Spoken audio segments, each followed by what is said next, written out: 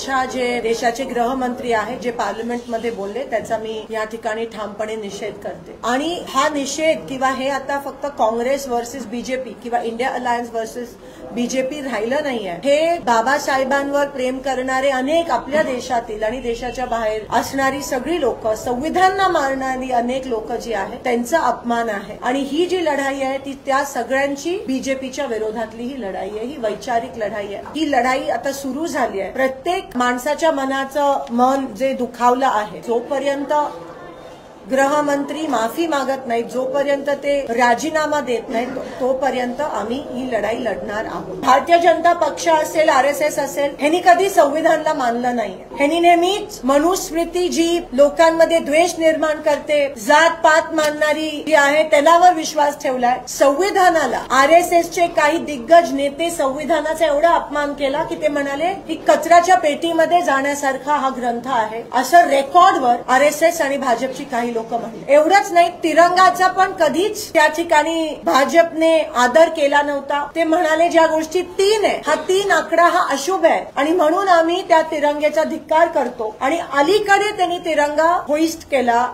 आरएसएसनी, नाहीतर त्यांनी तिरंगेमध्ये पण कधीही विश्वास ठेवला नव्हता, उलट त्याचा अपमान केलेला।